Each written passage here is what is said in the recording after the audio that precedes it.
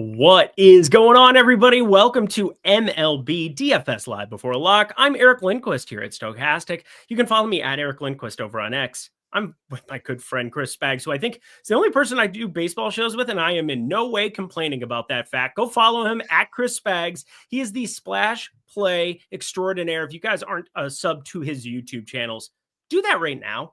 Do that right now as we're starting this show. Go to Splash Play. Sub to his shit because he knows what he's talking about, and you're going to hear it on this program. How you doing, my dude?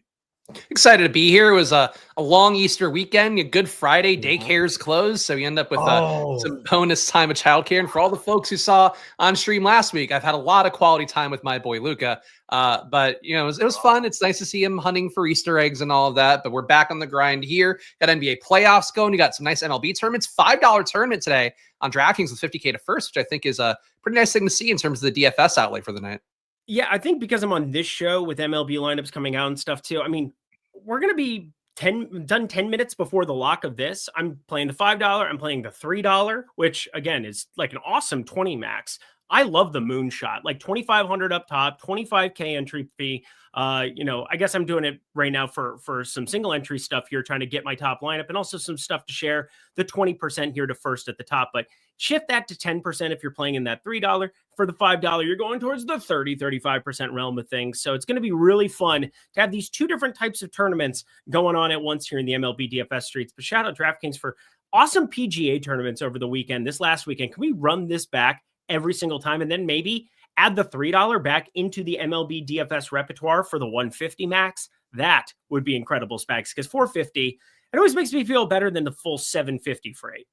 I agree. I mean, I think that's one thing that FanDuel's done right over the last few years is kind of the lower dollar tournaments still having the nice prizes up top. I know people love the flat structure and all of that, but ultimately, I think at this point in the DFS, most of us just enjoy chasing that big prize pool. But when you have the smaller tournaments as well, like your kind of play action equivalent, like in the PGA thing, I know you tweeted about it. It's nice to have that structure too and have some upside. And that's sort of the goal, being able to put in not a crazy amount of money and coming out with a lot of it. And tools like the Sims will help you get there a little bit more. Yeah, I just want to give them a special shout out because sometimes we are like, oh, the DFS contest, they're going down. This is then.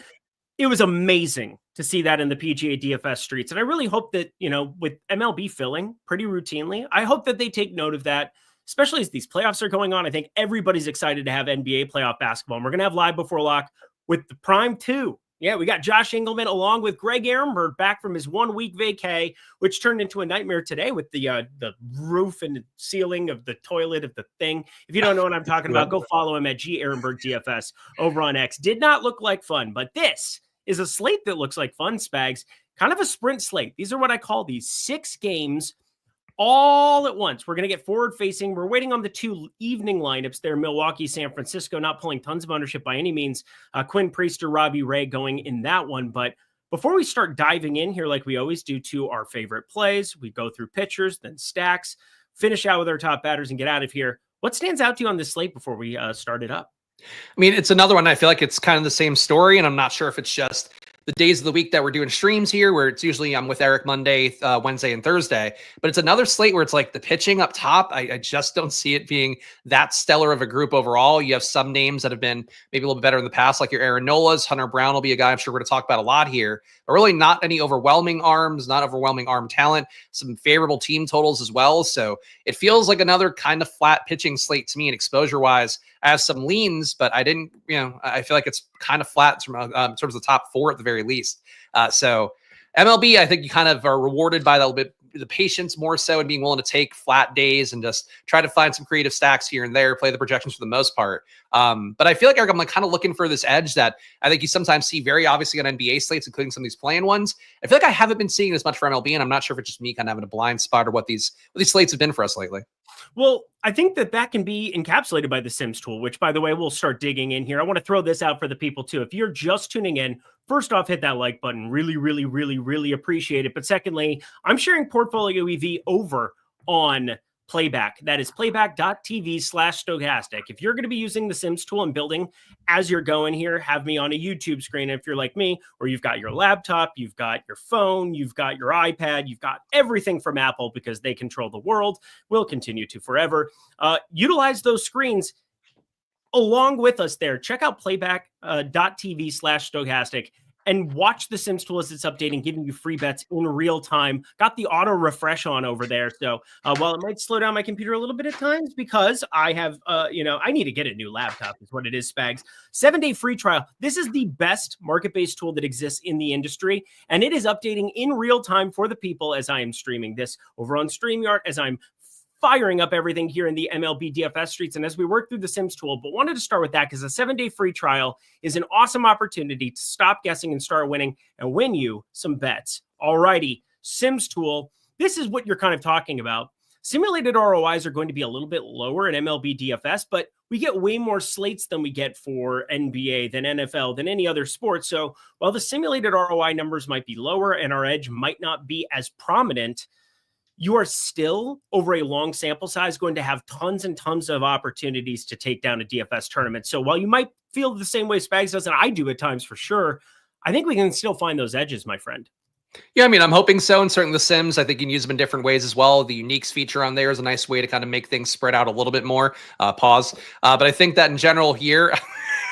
I didn't even bat an eye because I liked it. Go. Well, what we were talking about before the show, it does fit the theme of we were talking about maybe Eric launching an OnlyFans. And that would I think I would thrive on OnlyFans for what it's worth. I would be silly. I would be making a lot of content for 50 plus.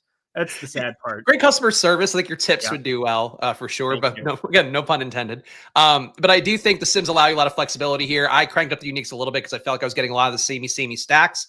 But it's a slate here. You can see up top, I mean, a lot of Miami coming up. And anytime you're getting Miami up top on your slate and your Sims tool, you might be in for some quote unquote fun.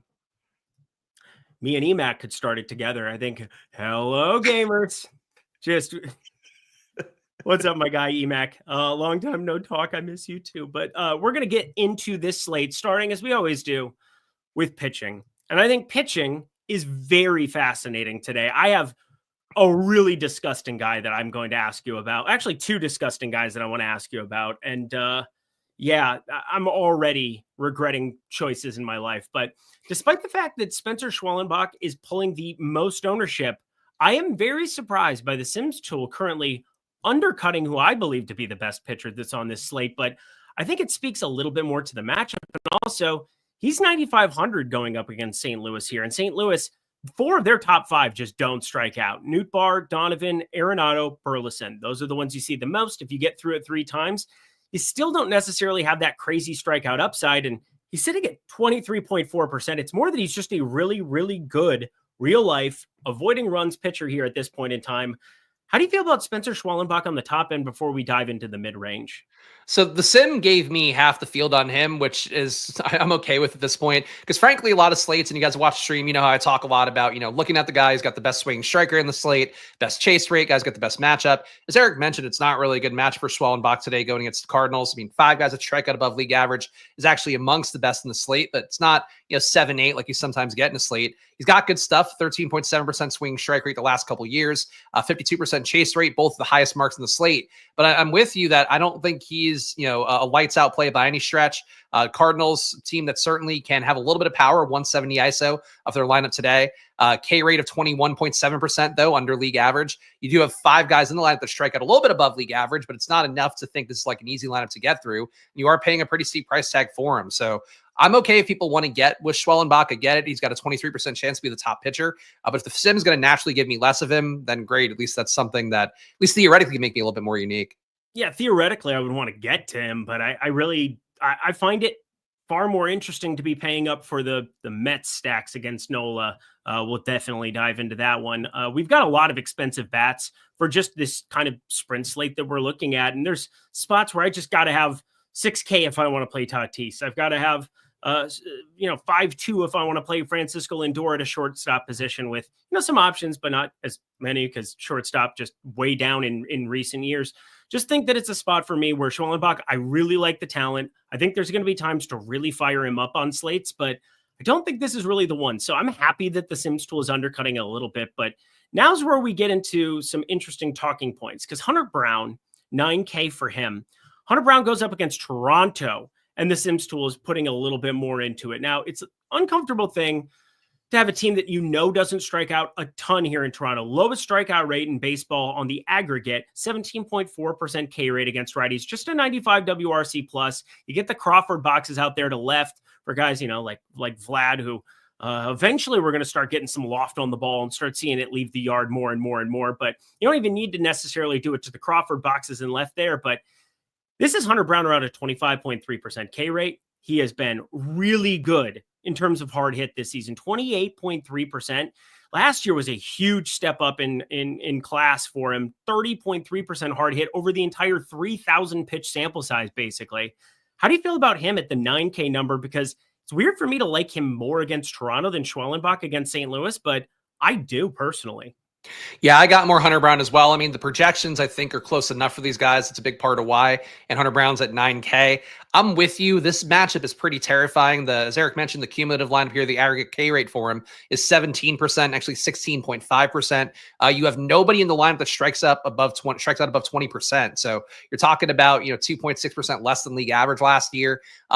It's not a great matchup on paper, but Hunter Brown's one of those guys we talk about sometimes on these slates where the fly ball rate's low, a 30% fly ball rate. As Eric mentioned, a fairly low hard hit rate at 36%. Swing strike rate, chase rate, not great. I would say average for the slate with 10.5% and 42%. But he's not a great pitcher, but it does seem like a team here that's not bringing necessarily crazy dangerous power, a 103.5 WRC plus, basically average this lineup against right-handed pitching. I think Hunter Brown, I'm getting why I'm getting there based upon the projection, based upon his salary.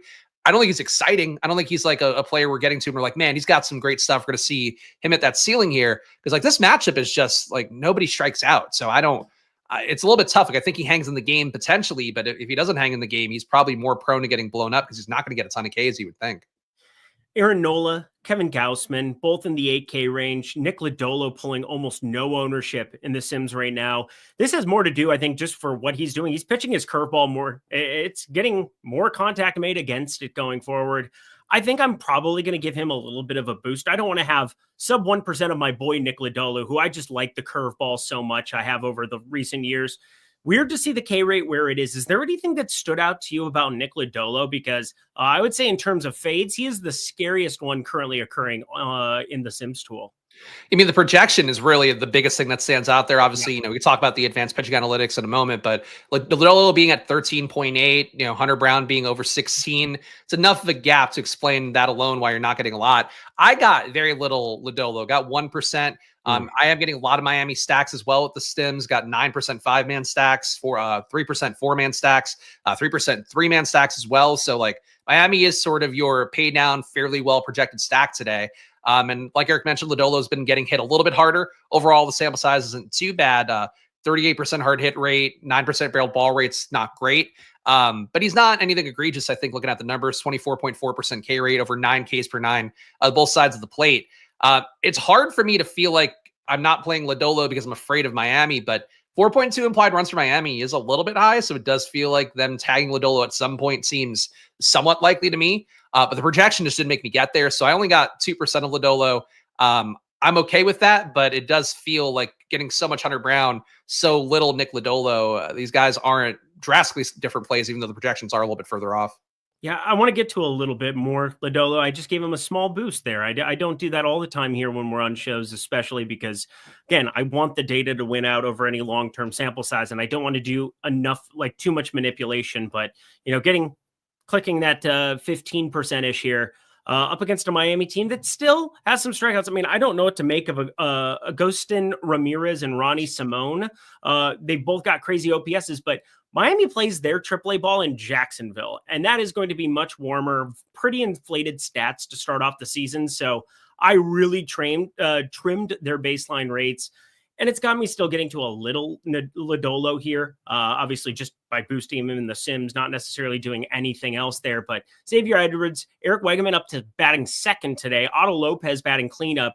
I mean, when you get what's his face? Kyle Stowers out of the lineup, 31% K rate. Matt Mervis, who is a righty killer, but Nick Lodolo confirmed left-handed, 39.3% K rate is removed from a cleanup position to a spot where against lefties, you're turning it into like half or less than half of that K rate. It is definitely a change in complexion for the lineup. So understand why Lodolo's projection is not nearly as good as what you might expect. I do expect the case to come up as sample size accrues for him. Obviously, he is not going to be a 15, 16% guy, or I will eat my hat, or whatever that means. Like, I don't actually want to eat a hat.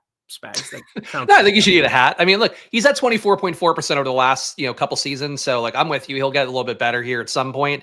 And frankly, a matchup against Miami, two guys with no major league sample size, maybe the spot where he can get well with it. I think he's to me just really didn't come up much in the sim. So I think if you're a sim player, boosting him like Eric did on stream here is probably a good move. Just a little bit, purely because it's only 12 pitchers. He's had great strikeout stuff, and we have two real unknowns there in the Miami lineup going forward. But we shall see. We shall see. The main reason, though, it's not that I don't like Schwellenbach. It's not that I don't like Lodolo. And I don't think it's that I don't like Hunter Brown at 9K, who I'm actually getting a little over the field on. This 7K range is where you're going to make your hay. I also don't understand that. Making hay in this example is a good thing. Tyler McGill, in love with him today in this spot. Robbie Ray, in love with him today in this spot. We've got Max Meyer, 7,600 on the opposite side of that Lodolo game, getting a Cincinnati lineup that has not been all that imposing, now in a worse ballpark. I really like that play. There are too many good plays to be able to count here on just a, 6-game slate, 12 pitchers to pick from. And I just love this entire 7K range so much. Who are your favorites? Can you really point to anybody or any reason that you want to get to a lot more than the other? Because I'm letting the Sims tool do its thing, and I love the exposures I'm looking at. Yeah, I got a lot of Max Meyer, a lot of Robbie Ray, a lot of Tyler McGill. So we're back in that world again. I mean, Meyer is one where I feel like at a certain point, I would assume the longer term sample size has to even out a little bit, where he really hasn't been that great over the last couple seasons, giving up a 5% home run rate, 12.3% barreled ball rate, 47% hard hit rate. Like, these are bottom of the slate kind of numbers, but he's obviously been getting good strikeout stuff so far this year. I don't know if Eric, if you have a reason why he might be looking better so far than he has historically, but I'm not sold on Mayer being a guy that I want to die on the hill of. That said, I'm getting 31% here, getting really 30% of all the guys in this range. But I want to hear your thoughts on Meyer/Mayer first, because I'm a little confused as to what I'm seeing here. Because he really does look, in terms of the isolated power, giving up over a 200 to both sides of the plate, getting hard hit a lot, getting barreled a lot. But he's been striking everybody out so far in the few games we've had this year. So are you buying in on kind of the turn he's made for the positive? Yeah, I with the combination of Cincinnati on the other side, he's a slider first guy. Slider. 214 xWOBA that pitches this season. That's improved from 242 xWOBA, which was still a really good mark. When you throw that pitch 40% of the time and you're not walking guys, which he just doesn't do, you're kind of getting a longer leash. And then the four-seamer, which had kind of been a weak part in his arsenal. Normally, that's going to be the guy you'd see with a 40% usage, and the slider would be at 26. It's inverse for Meyer. It's up a tick. It's up a full mile per hour this season. So we're going to see, I think, opportunities for him to paint corners, get ahead in counts, and then utilize the slider that has a 47.4% whiff percentage this season. And everything I'm saying sounds really, really lovely on the surface, but the main thing is Cincinnati. I do think this is going to be a lineup that we're going to be targeting at times when they get out of Great American Small Park. I just don't think that they have really the tools of run creation outside of Ellie De La Cruz missiles, Matt McClain. I know that they just put up 24 runs. It's a funny time to say that. I know. I'm very aware. But I bet Jake Fraley at plus 1,500. We're talking massive, long numbers. And again, Baltimore just ended up punting that game into oblivion. So when teams do that, when they've already waved the white flag, sometimes it makes it look worse than what it is. Think of the Cubs and Dodgers series. The Dodgers lost a game 16-0 on Saturday. They won the other two games Friday, Sunday of that series because they kept the bullpen intact. I think smarter teams are just realizing, hey, if we're going to eat it, let's eat it for one game and not two. Yeah, I think that's reasonable. And it's hard to, advocate against the team's run creation when they just put up 24 runs. And that was a weird one. If people didn't see the box score, to see what a 24 run game looks like in the box score, I think is really interesting, the fantasy production. And it was the 8 and 9 hole guys that put up 40. I don't know if you actually played the slate over the weekend, Eric, because I was all wins. The catcher had 40 million fantasy points. I was like, oh, great. I don't have Austin Wins. I can quit looking at my lineups. What a weird thing to feel, but that's MLB DFS for you.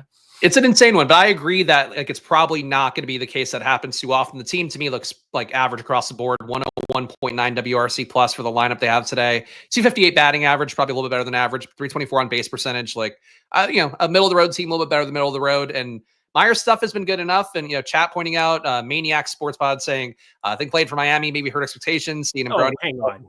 It's a possibility for sure. I think that, how many good starting pitchers has Miami had? They've had a lot of good ones, whether it was Alcantara before he got hurt, Jesus Luzardo. I mean, we've had some really good pitchers come through Miami. I think their issue has been just keeping them. Yeah, no, that's fair too. I mean, I think the stuff hasn't been great, but we talk about it, at least I try to bring it up enough when I see the numbers here and the guy's just like red and everything and he can't be worse. Certain points, some guys just can't be worse and have to get better. And Myers' numbers from the first, let's say 150 batters he faced, not the best, but maybe now he's just rounding into at least a league average pitcher. And to do that, he's got to have a few great games. Maybe he has one more today. Jose Fernandez, just rip. I mean, it makes me so sad. I mean, they've had some really good arms in Miami. Again, I think it has more to do with keeping them than it is like developing them or finding them. I think they've actually, as an organization, I know it flipped hands over to Jeter and had some weirdness there at times. Hey, they were a female forward. So shout out Miami for that as well.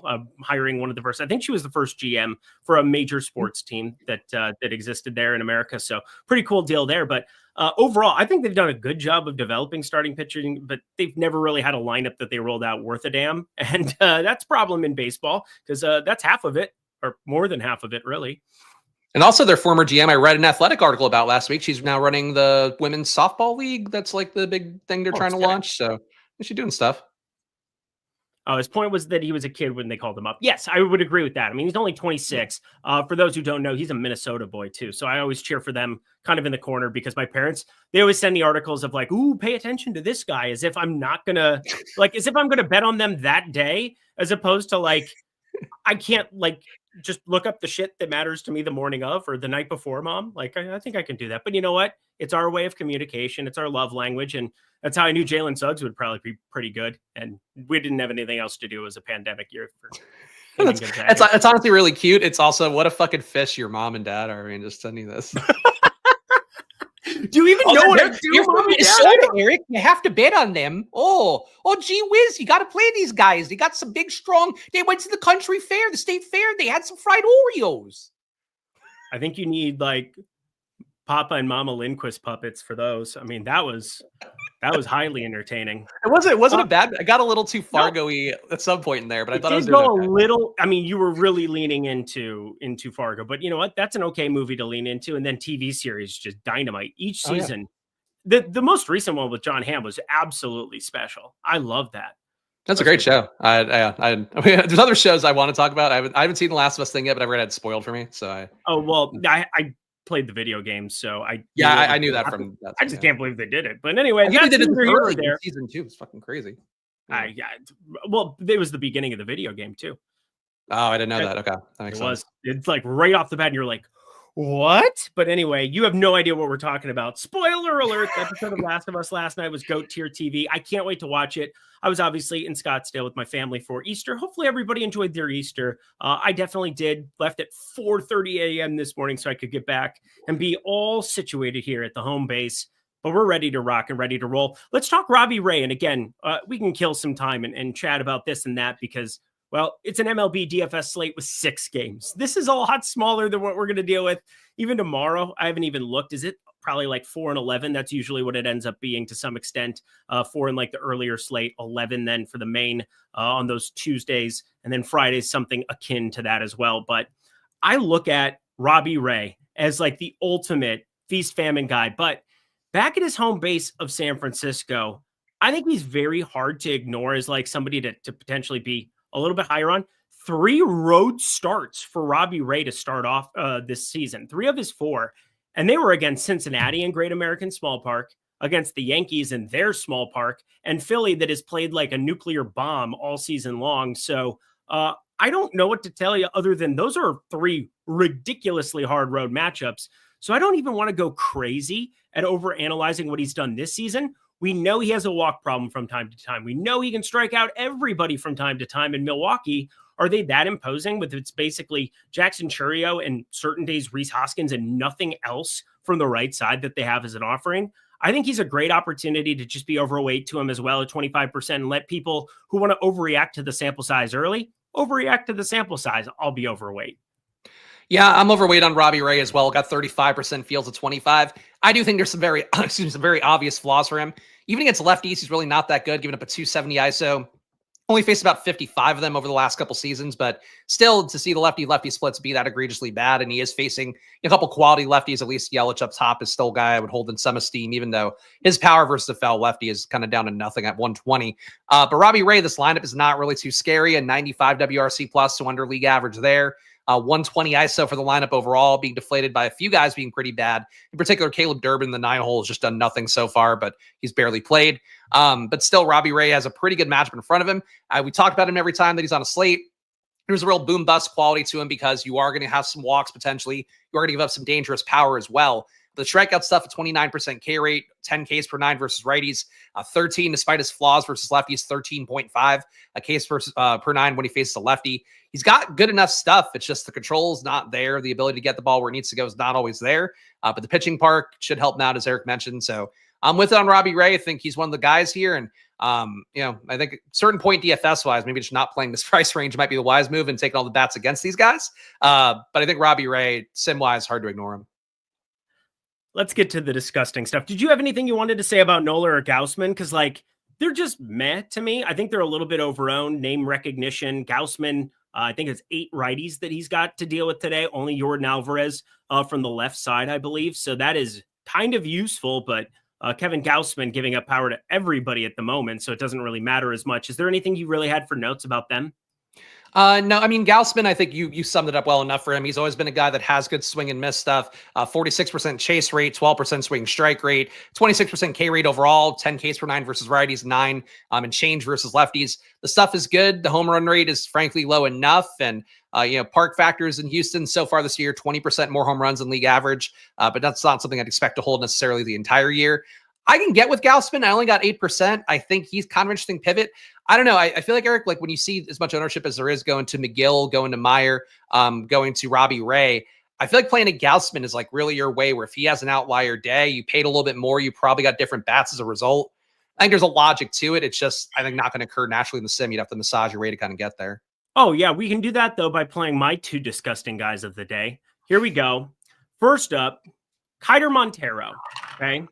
Kiter Montero, do I think that he has had a very good run here? No. Do I think San Diego is some great matchup? Absolutely not. But you get Gavin Sheets up there to the 2-hole, 23.8% K rate. Going to be somebody who I think we can all agree, probably going to be somebody who strikes out a little bit less than that based on his historical numbers. He's at a 22% strikeout rate for his career. So, but it's still 2-hole that's better than Luis Arraez, who's basically been non-existent in the strikeout department for however long.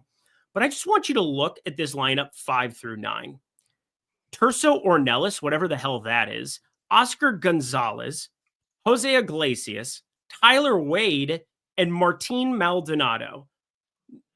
Those are 5 pretty bad bats, if you ask me, just staring at it on the surface. And I have to, because that's my job. But I think there's more strikeouts there. And I also think if you can just survive Tatis, survive Machado, we saw some strikeout upside from him. I mean, he's been at a 33.3% K rate this season. Again, do I care about such things when we're talking about a 1-game sample size? No. But he did have 8 strikeouts in that game in Milwaukee. He's been around a 18, 19% K rate guy last season. I don't know. I don't think there was anything that jumped out to me on the mix, but maybe we just continually find Montero to improve because he's only 24 years of age. And last year was a really brutal year. You know who else has brutal rookie years as pitchers? Just about everybody. So, I kind of want to dice roll a little Montero today. Yeah, I mean, look, it's not a terrible implied total for San Diego with 4 runs. I mean, in terms of favoring Montero a little bit, it's not like it's 5 or anything. The underlying stuff doesn't wow me very much. Even giving up hard contact at a 35% rate, his hard hit rate's a little bit higher at 37, barreled ball rate's at 8. The swing and miss stuff at 10%, chase rate at 39, not great numbers. Isolated power to both sides of the plate at 215. But I mean, again, I think with the kind of lessons for me with Meyer and you're talking about with Montero, the way you're describing him, there is still a possibility that he can find his depth a little bit better. And maybe he's been so bad that he's due to be less bad. But it's hard for me to go out of my way to get a 5% home run rate guy in a matchup where there's only 2 guys that strike out above league average in it.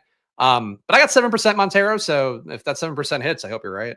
Yeah, it's just a spot that I think we could maybe be a little bit sneaky. I want to be flat at pitcher for some of these just disgusting guys. And I'm going to play no Randy Vasquez. I'm going to play no Quinn Priester, even though it's a great ballpark for him. I just don't think either of them are necessary. But what if I told you, Spags, that the leader in WAR on today's slate in 2024 was Eric Fetty? That would surprise me. I don't know how that's possible. 3.4 WAR, 3.91 expected ERA, 9.9% home run to fly ball ratio. I think we should try to force in a little bit of Fetty. He's always been kind of a worm burner. Is that the expression? A guy who gets I don't think worm burner. So that's normally when I hear worm burner, I think of like the Stinger 2-iron that goes wrong and you basically like top it and sling it somewhere when you're playing golf. Like worm burner is just like, oh, you just knuckle it down there somewhere.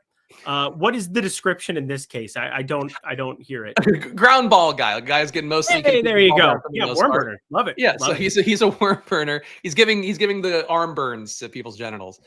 He's got a 2.7% home run rate allowed over the last couple of years, which is not very high. The issue is he doesn't really miss bats. Only a 37.5% chase rate is the worst in the slate. And even though it's only a few percentage points lower than a few guys, like when you are the worst in the slate, it is something that usually raises my alarms a little bit. But I agree, low whip, low batting average. The BABIP is totally fair. It's not like he's getting lucky there with the 260 BABIP here to a 224 batting average. The stuff's just not great enough for strikeouts, but at 6K on a slate where we don't have impressive strikeout pitchers, going to Eric Fetty, getting off the beaten path of those 7K guys and hoping that he gives you, six innings of quality work, maybe 7 if you get really lucky. He doesn't get a ton of strikeouts, but doesn't go up a ton of runs either. That could win you the slate. So I get where you're going with it. He just is not. He doesn't wow me because he doesn't have that overpowering stuff that you really want to see. Totally get it. 26.1% K rate, though, against righties so far for Atlanta. This is definitely a spot where you look at the matchup, and Atlanta sounds terrifying if you just enter this season without watching it. And I totally get it. I think going forward, we're going to see improvement for Atlanta as they go along. Like, they're not going to be a 102 WRC plus team. I would expect them to be better against right-handed pitching than that when you have a Matt Olson and Austin Riley. Apparently this Drake Baldwin guy pretty good too. Marcell Ozuna for sure, the best hitter in that lineup. And Alex Verdugo, don't know where the power came from here right to start off. 618 expected slugging, 61.5% hard hit. It's only 3 games. They're 3-0 in those games, but I think Eric Fetty is worth a dice roll in a couple of lineups. Yeah, I mean, look, Atlanta, a little bit of chaos too with the Ozuna stuff, with him kind of calling out maybe little racist tendencies for the manager there, with Kalenic not running out of ball. It's interesting to see maybe that's the case, but it is the highest implied total on the slate for Atlanta with 5.1 runs. So I think even if you are playing Fetty, probably exercising some caution is logical because he's also going against, like, if anybody's going to get to Fetty, it's a team with like 5 guys that over a 45% hard hit rate. Right. And I mean, it was Acuna that did the real calling out. Right, I think did Ozuna like back him up? Sorry, I was looking at Ozuna's name, and I was actually. You're okay. Oh, you're okay. No, it was Acuna from his couch. Yes, he definitely wanted to let it be known, which again I think is a totally fair point. I think Ronald Acuna, because he's fiery and he's somebody who definitely voices his opinion, probably gets a tighter leash on a guy who really wants to manage the game and do whatever. Whereas Jared Kelenic, it's like, oh, it's okay, you made one mistake, you didn't run it out to second. But yeah, I think there was some hypocrisy there for sure. Yeah, especially when the guys like Kalenic's not playing well. I mean, he's been a bust, I think, as a prospect so far in the majors overall. But he's like hitting 180 on the year. Like, I don't know. You gotta yell at everybody equally if you are going to be the show off kind of manager that does that to the players, especially your star like Acuna. Yep, 15 homers last year, 679 OPS. It got somewhat okay. Like there were glimpses there, but that is not what you were hoping for. 286 OBP for him. This is not the guy who was promised once upon a time, but obviously they didn't trade fair market value for him. Then they got like the weaker version, hoping they can flip him. I just think that that's like the best way to do it. If there's like a prospect who had every piece and was highly graded, if you're able to buy low on those guys, do it every single time because it's probably going to work out more than it doesn't if you just give them a different environment. Yeah, and just given more time to grow and develop. I mean, again, it's one of the biggest things with baseball and a big part of why my focus has been on like looking at the longer term sample size stuff rather than being a prisoner of the moment. Because for baseball, it just doesn't help you. You need to get these guys 600 at bats to really have a read on them, and even then, the next 600 could be good, and that could be who they are as a player. But Kalenic needs to run out his pitches. I think that's the main thing. If you're making contact, you got to run. All right, taking a look at the FanDuel board because I promised that I was going to. We'll talk about Stacks, our favorite hitter on today's slate, and we'll get the heck up out of here for NBA Live Before Lock with Josh Engelman, Greg Ehrenberg coming up right after this. But I find this to be a little bit interesting. We've got Schwellenbach pulling the most ownership over on FanDuel, which I totally agree with when he's 9,800 relative to Hunter Brown at 10.5. When you're talking about Max Meyer up at 10.1. I mean, this is kind of a misprice. So a great opportunity if you're listening to this. I'm not playing FanDuel today because it's just too much to manage everything all together. Have my own sim going on in the corner, have this sim going on here for the people so I can be forward facing and not a piece of shit host. We've got ourselves Schwellenbach at 9,800. Awesome time to play multiple sites today, Spags. Yeah, Schwellenbach, I think, grades out a lot better here on FanDuel just because of the fact you're paying so much less than Hunter Brown at 10.5. If you're going to flip those two, I think Hunter Brown gets a lot more appealing, but the FanDuel pricing does put Hunter Brown as being the top pitcher on the slate. Don't really know that he has stuff to back that out. And the top pitcher stool also has him being really close in terms of their chances of being the top pitcher on the slate. 11.1% for Hunter Brown, 10.5% for Schwellenbach on FanDuel. I mean, Robbie Ray stands out even more on FanDuel, but those three guys I think on FanDuel look like your elite class, whereas on DraftKings, it's just that crew of 7K guys we talked about. Yeah, I mean, Robbie Ray hasn't seen like a fifth inning all season. It's terrifying. He has last two starts, I know he's only seen 4 innings. So he did see 5 1/3 against Cincy, 6 against Seattle. When you think about the quality start, though, I mean, he's going back into San Francisco and against Seattle. He had that good, baby. He had that good, even no strikeout stuff. Maybe Seattle against lefties, not going to strike out whatsoever. We always were targeting them with righty pitching last year. Accumulating sample size, still something that we're in the early midst of. But I'm going to ask you this before we flip over to Stacks. Is there anything that you feel like a dice roll on over on FanDuel today? Because we have no Montero pulling ownership. We have no Vasquez pulling ownership. I will repeat, Eric Fedde at 7,200. 0.42% ownership. That's a uncomfortable one, but especially where he's 7,200 relative to some of these other pitchers, worth a dice roll. And I think a better shot at getting a quality start than getting that little extra point bonus there than you would get on DraftKings. I think Gausman looks a little bit more appealing to me on FanDuel than he does on DraftKings. Only 8% ownership, 8.2% chance to be the top pitcher. think he's got good enough strikeout stuff. The $9,300 price tag also a little bit off the beaten path of some of the higher owned pitchers. So I don't hate that as a concept. Meyer seems appropriately owned, maybe a little bit over owned on FanDuel. McGill, I guess, is kind of under-owned as well. I don't love 8,900 when Aaron Nola is 8,200 on the FanDuel slate for McGill, but I'm playing him a lot on DraftKings. I think he's got okay underlying stuff. So I can see taking the shot on him as well, a little bit more on FanDuel too. All right. Well, as we jump ourselves over to our favorite stacks for today, I will repeat one more time for the people in the back. I'm over on playback.tv/Stokastic. And I'm sharing the Sims tool completely free to you. If you guys want to check it out, see it as it's auto-refreshing in real time, updating with bets. I'm hopping over there for 2 seconds right now. I see something named a Jesperi Kotmakanimi. I don't know what that is, but you know what? It doesn't matter because it's got a 15 OS rating over there in total points right now. We've got Moses Moody points over 7.5 standing out on FanDuel here at the moment. Very slight historical ROIs on each of those going on right now at the moment, but you can update this in real time throughout the day. Whenever you can be betting, you're going to have bets catered to you based on the slate ahead of you with the NHL, the NBA, the MLB. We have so many sports going on right now. It's such a great time to check out the Sims tool at the link below. 7-day free trial, Portfolio EV. I'd love to see you all there. All right, Spags, I'm jumping on over to our lineups that we pre-built here before this show, going back over to the DraftKings section of it, and wanted to ask you, I always do. One lineup to rule them all. One lineup to find them. If you only are making one lineup today, who are you stacking up? I think it would be Detroit for me going against Randy Vasquez. You are getting a little bit of a park flip for him with some positive park factors going into Detroit. For Vasquez as well, I mean, the ISO given up is not terribly bad. 132 to righties, 170 to lefties is definitely closer to bad. I know we face a good amount of lefties too. He's only gotten 3.5 Ks per 9 versus lefties as well. A 311 batting average allowed, only an 8.4% K rate. That alone should make him susceptible, but really just not great swing strike rate stuff. 7.4% is the worst in the slate. 38.2% chase rate towards the bottom half of the slate as well. There are some strikeouts in this lineup, but I got a lot of Detroit naturally. I think the price tags work well. 4.7 implied runs for them today as well. I think Detroit is my team, unfortunately. Got a lot of them today in the sim. 13% 5-man stacks, 6% 4-man stacks, 5% three-man stacks.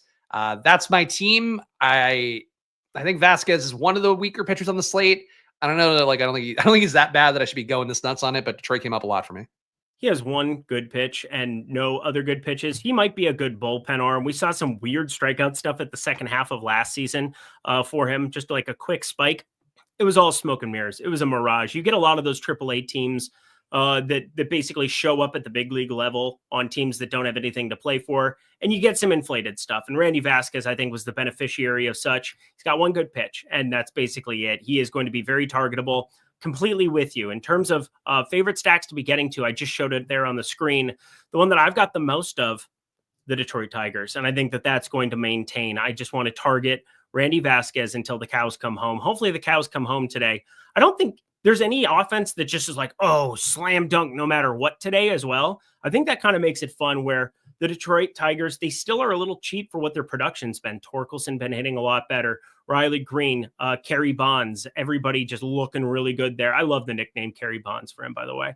Anyway, Miami going up against Cincy. A lot of my top lineups do go to Miami.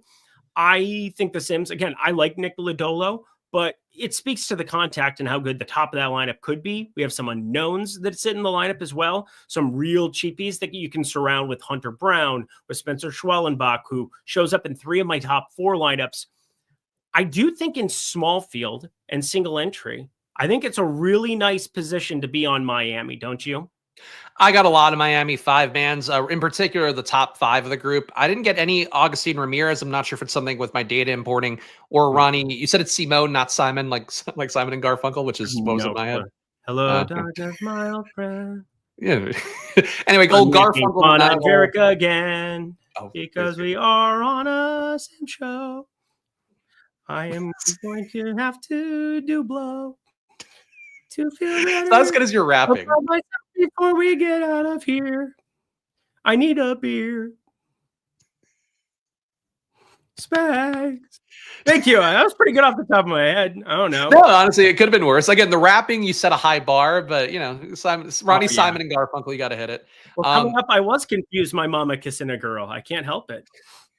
I don't think Miami is a good lineup by any stretch, but you see the 4.2 implied runs for them. I think expecting some more production than usual here is not a crazy thing either. As we talked about with Lodolo, does get hit enough in terms of the home runs. He's given up a 3.5% rate overall, 4.1% to righties, and it's a pretty righty-heavy lineup. So I'm okay with Miami. I don't feel great about being led to the slaughter a little bit with everybody using the Stokastic sim today, where it's like we're all going to get a lot of Miami, and then you hope it's the right play, but if it doesn't, you're just dying on a hill with a bunch of people who are sharp and are just like trusting the data. That spooks me a little bit about Miami, but I think that they come up naturally, they work well, and you got to trust the sim more often than not, as Eric talked about. It's about building that longer-term sample size of trusting the sim as many slates as you can. So I'm playing Miami, but I got to tell you, I don't feel great about it. Nightmare said, love it, followed by, that fucking sucked, LOL. That's a classic YouTube chat, right? I love YouTube chat. Any video over the course of time, that could be anything. Honestly, internet never change. Hit the like button so Spags can do Puppet Lindquist doing the sound of silence when we get out of here. That's what I want in 15 minutes. I think you do too. So get it over 200 likes. Make us feel good about ourselves. Unlike Red Kel 85, who wants me to feel like an absolute failure in life. So thank you for that very much.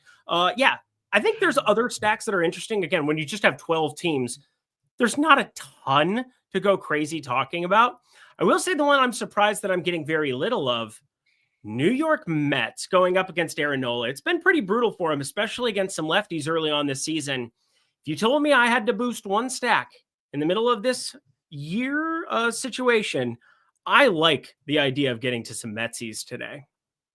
I like the 3-mans for the Mets. I actually got 8% 5-man too, so I guess I shouldn't rule that out. Sim gave me a little bit more than I thought. I got a lot of Lindor, a lot of Soto. Feels like these guys are a little bit cheap for their projections. As Eric mentioned, Nola's stuff has not been great so far this year. And even over the last couple seasons, still a 4% home run rate, even though he has good underlying strikeout stuff.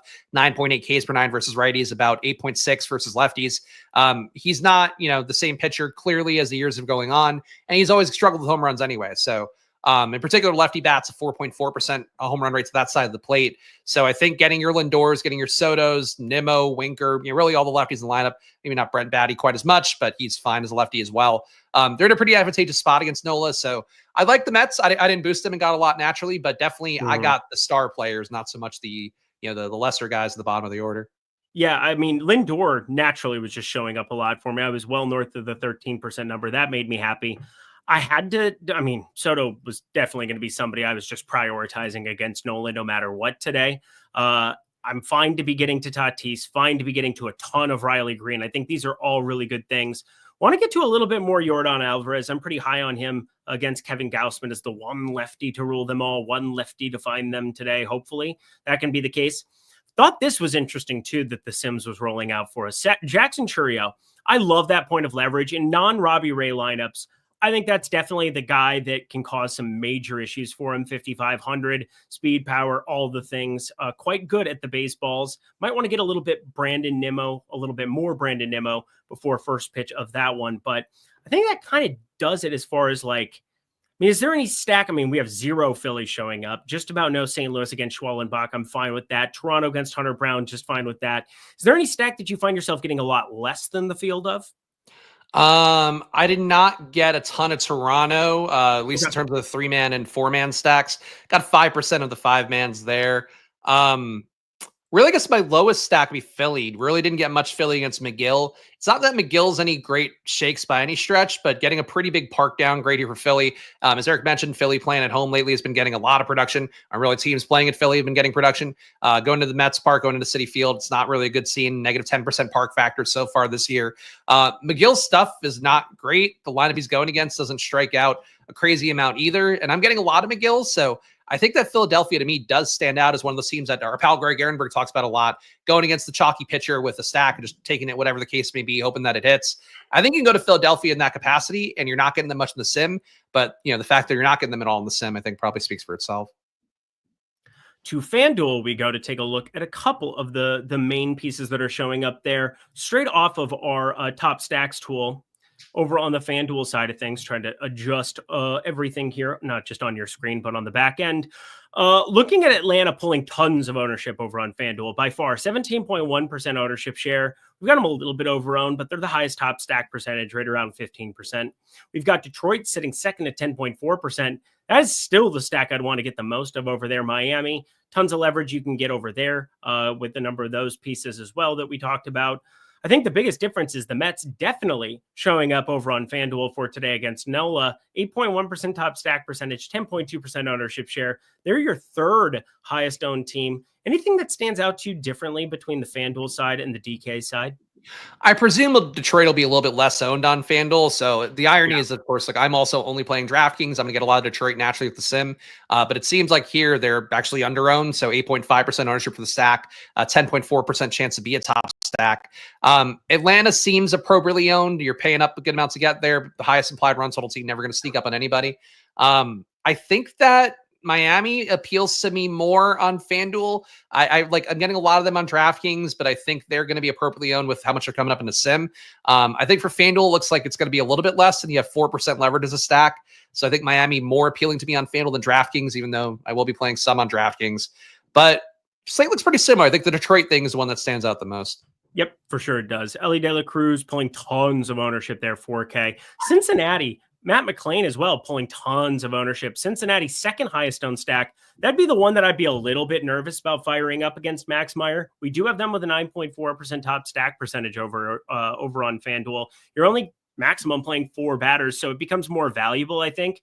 I get that they just scored 24 runs, but Matt McClain, Ellie De La Cruz, I'm not running to the window to go play anybody else, I think. I really don't see that being the case, but maybe that's just me. Just saying, it's definitely a stack that I feel like I would want to be trimming a little bit of that ownership, maybe just focusing on those two and moving along with my life.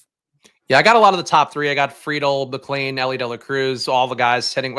Friedel's just coming along for the ride because he's in the leadoff spot, but McClain and De La Cruz really the only guys smacking the ball around that lineup. I'm cool with going the short stacks against Cincinnati and trying to consolidate production. Playing a lot of Meyer on DraftKings, but trying to get some Cincinnati against that. If the long-term sample size is right for Meyer, they can maybe get something going. All right. pulling back up DraftKings here. We've got a couple of things. We were going to get out like 4 or 5 minutes early just because we want to give enough time for you to jump over and watch NBA Live before lock. Get your lineups in, of course. This locks at 6:40 p.m. Eastern Time, 3:40 Pacific Time. That is the MLB slate that it is. And the NBA slate locking at 7:30 p.m. Eastern Time and 4:30 p.m. Pacific Time. Jump on over to playback.tv/Stokastic. Go watch along as Greg and Josh break down everything for you. But you know what time it is, my friends. Nuke.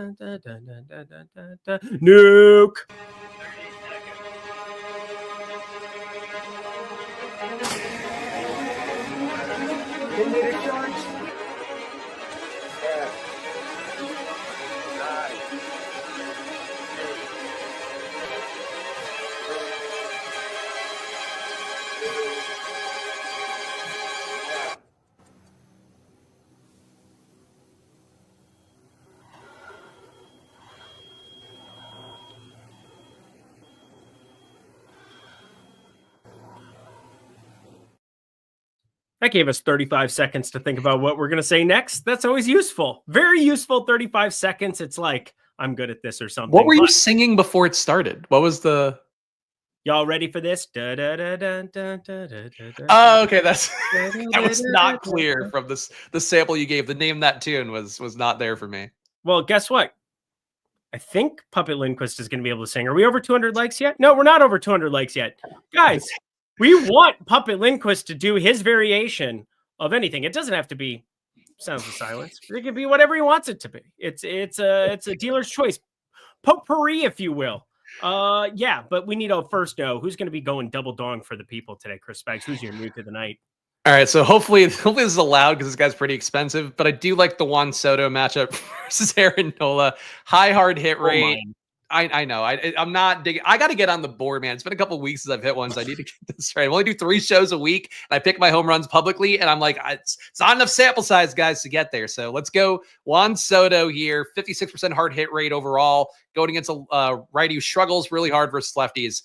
Juan Soto, please come through and get me on the board. Man, well, should I be an equal piece of shit and go Yordan Alvarez? I think I can do that. I mean, I bet him, so I'm actually very invested in the man, not only to go yard, but also over 1.5 total bases, plus 100. Feel pretty good about that one. Let's get a little bit weird. If there's one guy that's going to screw up Robbie Ray, I would want it to be Jackson Chourio. You saw it at 12% of him. Might get to a little bit more. This ballpark, obviously it's not great for power, but you know what it is good for? Doubles and triples. And Jackson Chourio finding a gap, running really, really fast. One of the faster sprint speeds. I mean, Milwaukee has a ton of speed on the base paths. I think there's a world where if you have Robbie Ray with a little bit of that walk infection that shows up from time to time, or like literally all the time his MLB career, we could see Milwaukee really accrue points in the stolen base department and also finding themselves the alleyway. It could be a bad situation for Robbie Ray. So I want to be on both sides of that. I'm going to be overweight to Robbie Ray, but Jackson Chourio, you're unlikely nuke of the night. You like that one, Spags? I think it's a good one. Look, he hits the ball hard, and Robbie Ray, if he gets hit, it's possibly going out of the park. So I think that makes sense to me. Don't do drugs, kids. Javier Sonoya, even though I do think I have quite a bit of him because Miami Stack's definitely showing up. Chapman, that seems pretty good. We got a torque bomb potentially showing up in our lives. Springer back at Houston. Don't hate that idea. I didn't even think about the revenge in his heart, although can you have revenge on a team where you were really good and actually won a World Series? No, I don't think you really can. Ozuna from the Braves, he seems pretty good. Puppet Lindquist, Pink Pony Club. That actually sounds fantastic and also kind of seems right. Casty, I mean, if I see one more Nick Casty on his home run ticket, I'm going to break everything that I am looking at here on the screen. I'm sure I cannot hear it anymore. Cool. We covered everything here. Spags would have, Ruth, Mantle, Marathon, Sosa, Canseco back in the day. That is 100% it. You're missing, I mean, his favorite home run play period from many moons ago, Aaron Judge. How many times did you pick Aaron Judge in the year of our Lord 2021? I feel like every damn day. I don't think it was that off. It was, but I was ahead of the curve on Aaron Judge. That's the thing. Oh, that's what it was. That's what it was. Ahead of the curve on Josh Allen. That's confirmed on stream. I was ahead of the curve on Aaron Judge. Nobody's like, this big guy can't hit home runs. And I was like, this guy, watch, he's going to be smacking. He's not Ichiro. What are you guys talking about? He's not going to be slapping it.